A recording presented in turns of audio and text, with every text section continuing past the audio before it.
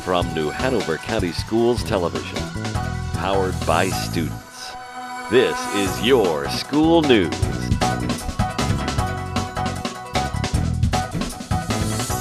Welcome to your school news for the week of January 13th through the 19th. I'm Scott Banke. And I'm Noah Suleiman.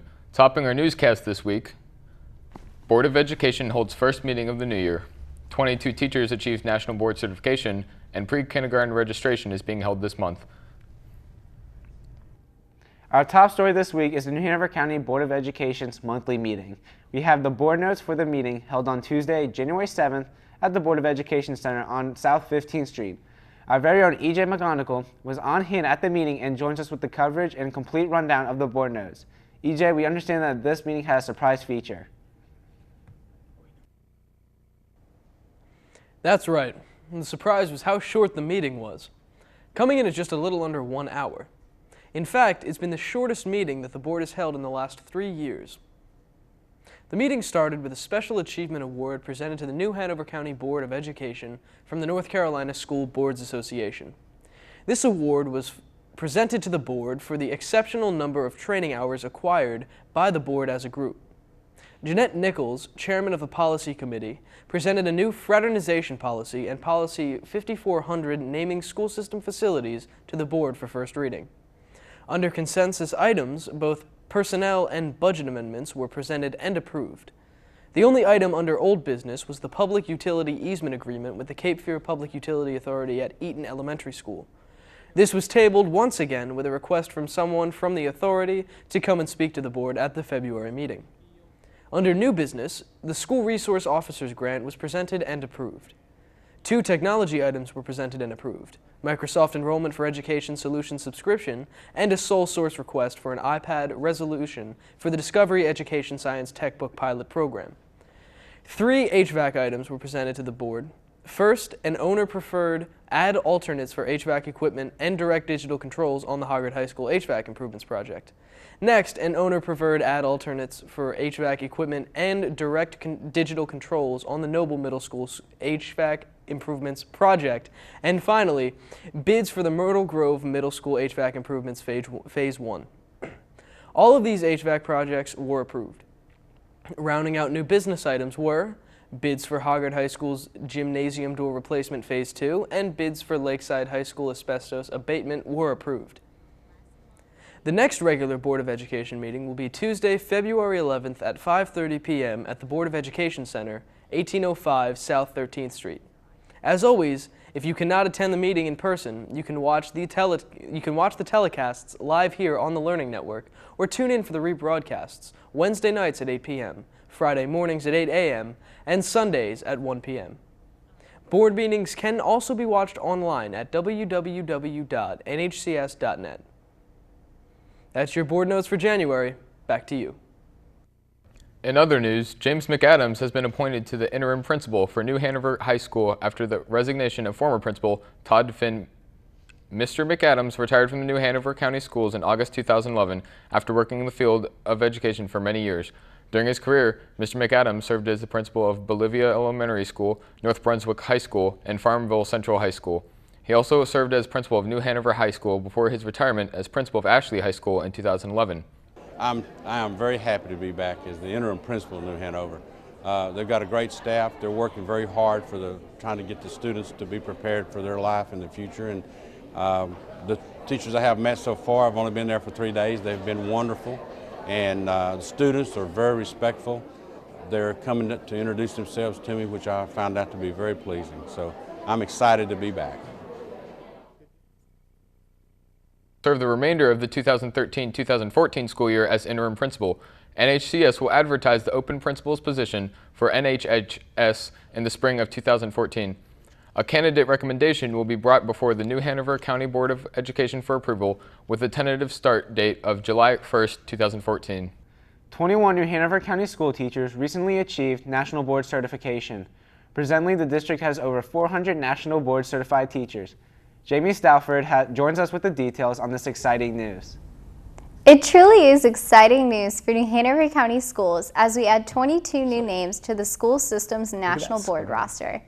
National board standards and national board certification give teachers and schools the tools to define and measure teaching excellence. Similar to certification in fields like medicine, national board certification is a rigorous peer-reviewed process that ensures that board-certified teachers have proven skills to advance student achievement. This year, the following teachers joined the elite group of nationally board-certified teachers in New Hanover County Schools. They are Allison Alvader, Cheryl Jones, Erica Ann Suda, Kimberly Royal, Maureen Hill, Carrie Booz, Rihanna Jackson, Katie Snyder, Diane Snow, Stacy Baisden, Dana Wolf, Paige Kyle Haney, Amy Fallon, Christine Go, Courtney Hurlbut, Crystal Kaus, Aaron Redmond, Heather Hines, Hollis Leary, Jennifer Amarelli, Kathleen Guerin, and Dora Davis. In addition to those 22 teachers, 18 New Hanover County Schools teachers renewed their national board certification. The National Board for Professional Teaching Standards is an independent, nonpartisan, and nonprofit organization devoted to advancing the quality of teaching and learning. Recently, the organization overseeing advanced teacher certification in the United States announced its plans to revise the assessment process for the credential and to make it less costly for teachers to earn. It is hoped this spurs even more teachers across the county to seek their board certification. Congratulations to these 40 teachers. That's all from here. Back to you. Parsley Elementary held their yearly school-wide community service at the Good Shepherd Center. Students in every classroom in grades kindergarten through 5th made Christmas tree ornaments and tabletop decorations for the center's dining room. Using pipe cleaners, beads, macaroni, craft sticks, coffee filters, cupcake holders, craft paper, glitter, yarn, and many other craft supplies, students worked collaboratively to design and construct their projects. Parsley staff and children went to the Good Shepherd Center and decorated a Christmas tree and the dining room with other ornaments and other decorations. The tree was quickly decorated with the cheerful help of current, past, and future Parsley students. The students also hung garland around the dining hall and placed the centerpieces on tables and windowsills. In addition, the school donated coloring books, crayons, flashcards, dolls, balls, mittens, and pajamas for adults and children. The school system's pre-kindergarten registration is being held this month until January 31st. In order to be registered, your child must be the age of 4 on or before August 31st, 2014. Applications are available at the following schools: Castlehain Elementary, Rachel Freeman, Howie Pre-K Center, Johnson Pre-K Center, Williams Elementary, and Riceboro Elementary.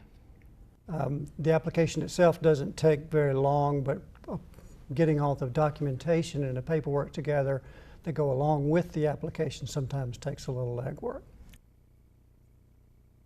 The documentation that parents must provide to register their children are proof of New Hanover County residency, income verifications for 2014, photo identification, birth certificate of the child, social security card of child, child's updated immunization record if necessary, guardianship or custody papers, and individualized education program documentation should also be available.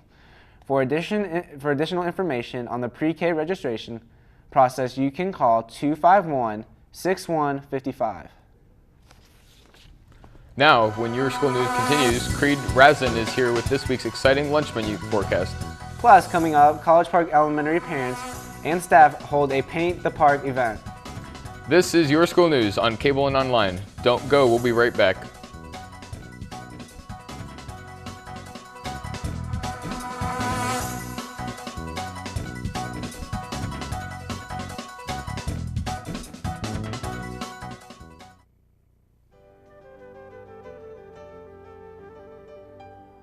Emily Dickinson wrote over 1,700 poems during her lifetime, but only 7 of them were published before her death.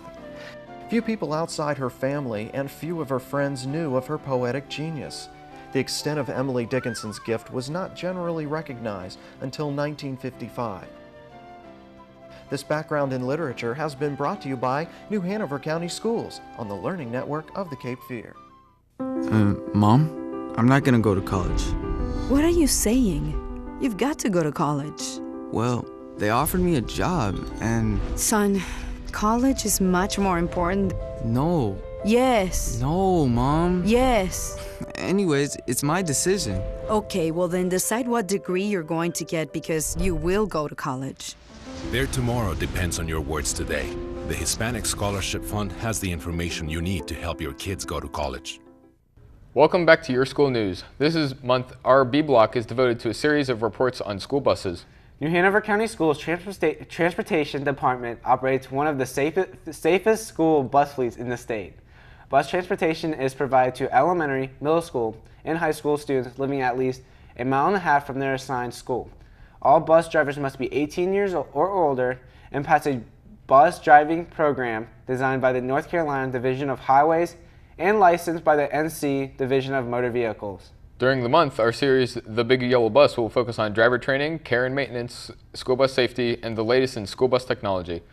The color and size of school buses make them easily visible and identifiable. Their height provides good driver visibility and raise the bus passenger compartment above car impact height. And emergency vehicles are the only other vehicle on the road that can stop traffic like a school bus can. School buses are carefully designed on a different transportation and protection model than the average passenger car. The child are protected like eggs in an egg carton, surrounded with padding and the structural integrity. We get this report on bus safety from Cassie Williamson. Today's school buses are built with safety in mind. They are tougher, cleaner, and more diligently maintained than ever before. School bus drivers are required to receive special training and must be certified by the Division of Motor Vehicles. For school systems throughout the country, keeping children safe is the priority of school transportation. When parents put their children on the bus, they're trusting that their children will return to them safe and sound. And every school day, the yellow school bus repays that trust over and over again. Simply put, the yellow school bus is the safest way to get to school. And it's constructed almost like a tank.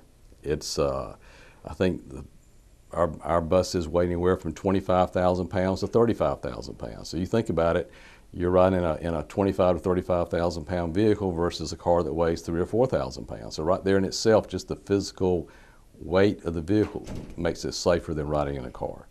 And then you got to also look at the fact that you're sitting up off the ground, much higher. In fact, the few accidents we do have where a vehicle runs into us, usually all the damage is to the other vehicle. We have very little damage to most of our buses and accidents just because of the weight and the size.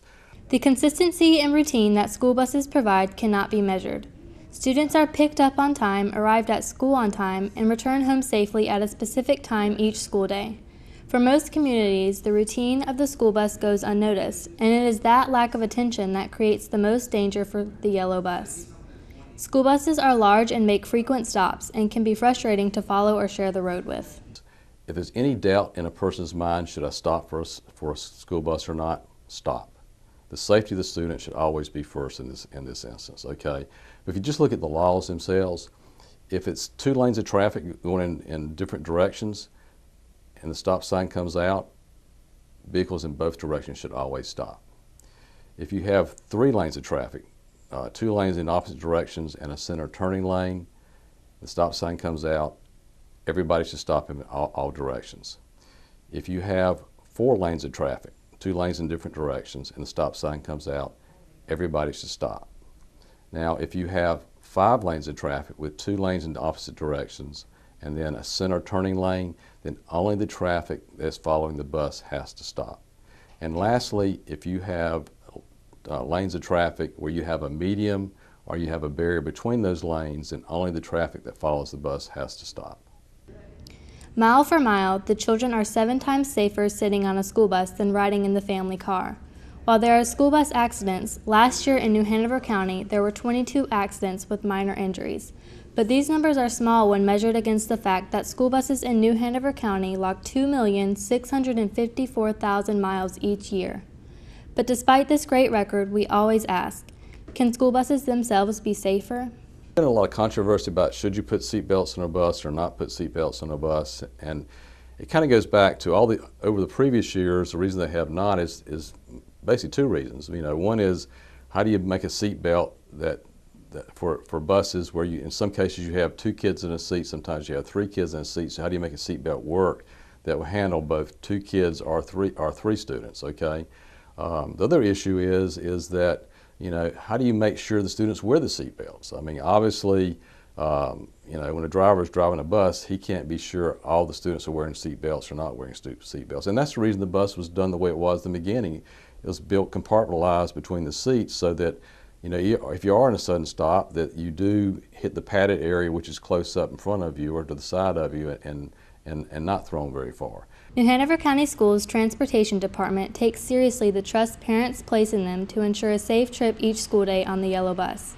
Remember that the greatest risk students face is not when riding the bus, but approaching or leaving the bus. Take the time to teach your children about the danger zone around the bus. As a driver, be alert when approaching or following school buses. Obey the laws.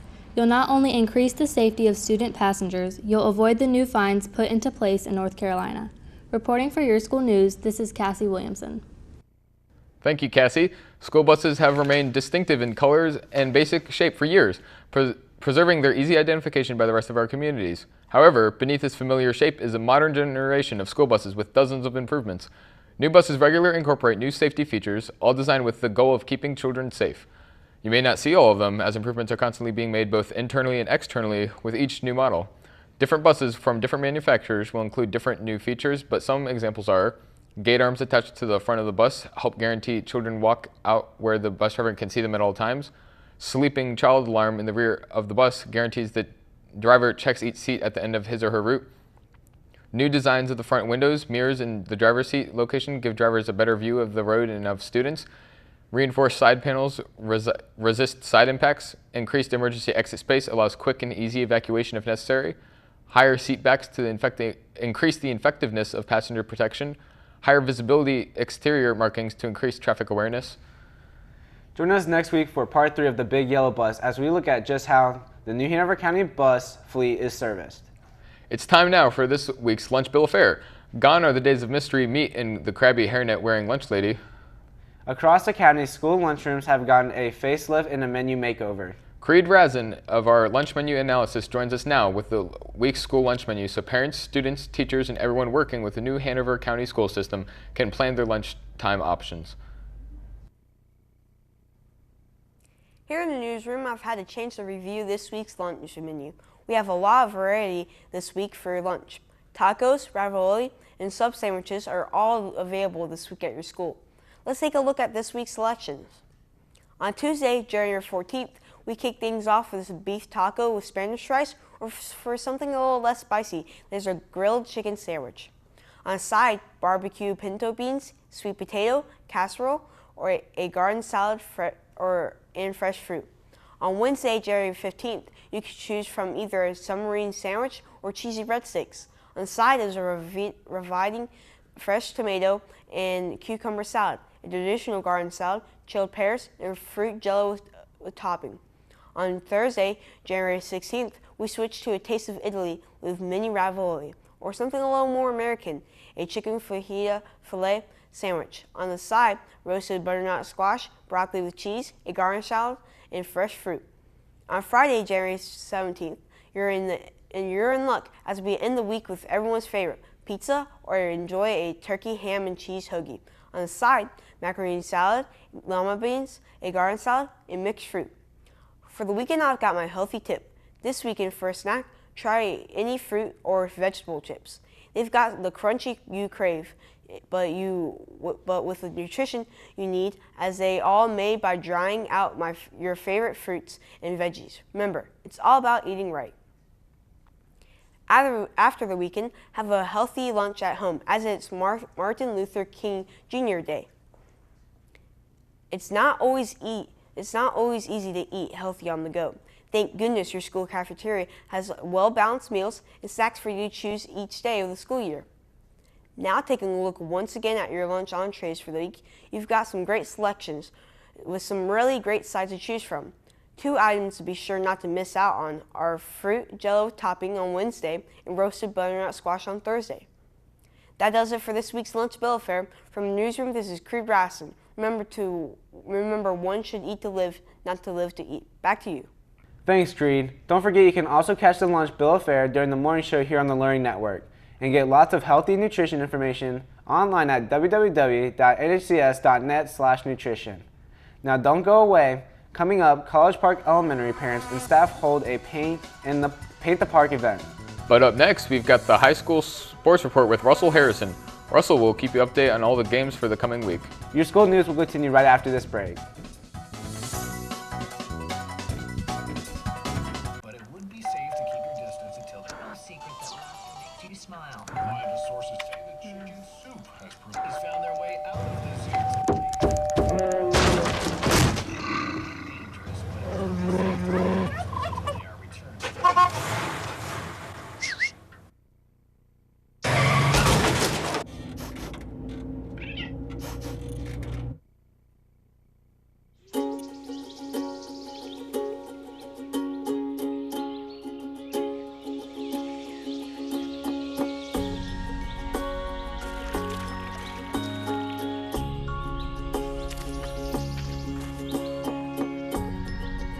Getting closer to nature can get you closer to your family.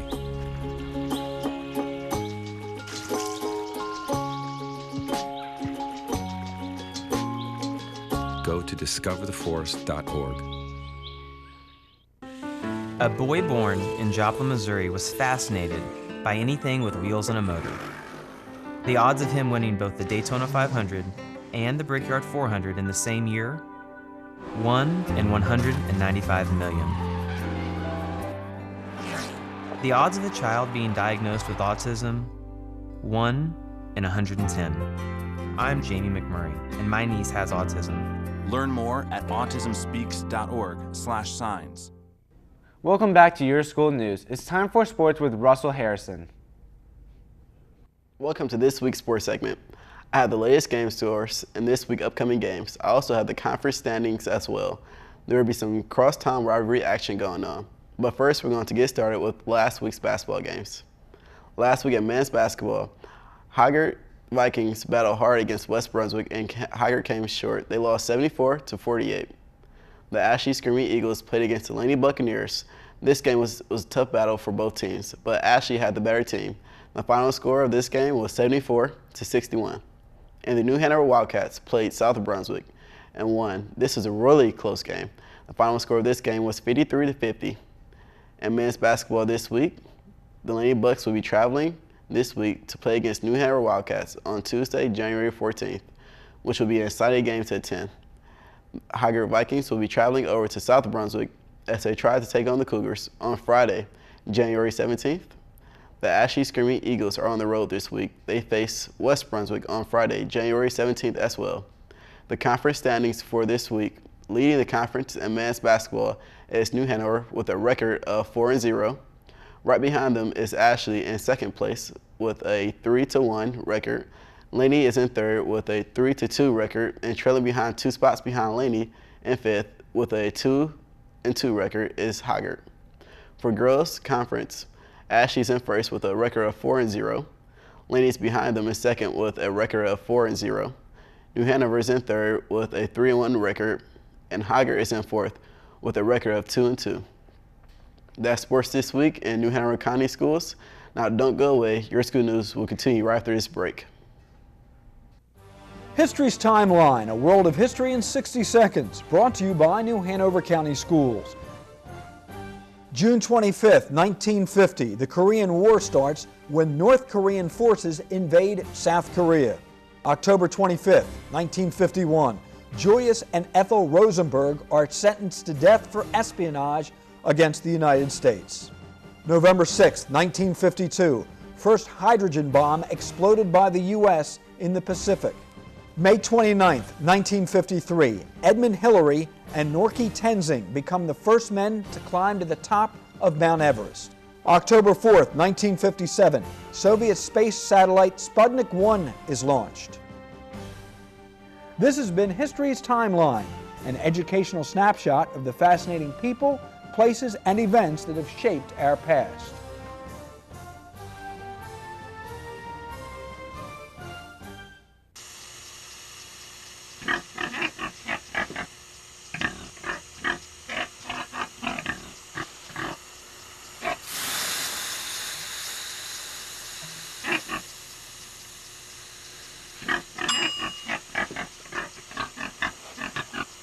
Cook foods to the right temperature using a food thermometer. 3,000 Americans will die from food poisoning this year. Keep your family safer. Check your steps at foodsafety.gov. Welcome back to your school news. College Park recently had a great turnout for Painting at the Park Day. Staff members, students, and parents came on a Saturday morning to paint hallways and classroom doors and do other sprucing up jobs around campus. Hallways at College Park came to life as fresh coats of paint were applied to the walls. College Park is one of the oldest schools in the system.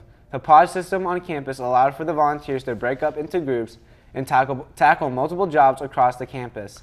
The doors of every classroom got a fresh coat of paint, many painted by students and their family members. It was a great project that brought everyone together for a positive event. Outside raking, trimming, and general sprucing up gave the campus a fresh new look. College Park is in need of a lot of repairs and is included on the bond referendum the school system is seeking. For now, however, the fresh paint and clean campus has brightened the faces of returning students and staff after the holiday break. That does it for this edition of Your School News. Recapping with some of our main stories. Board of Education held first meeting of the new year. Watch it online. 22 teachers achieved national board certification, and pre-kindergarten registration ends January 31st.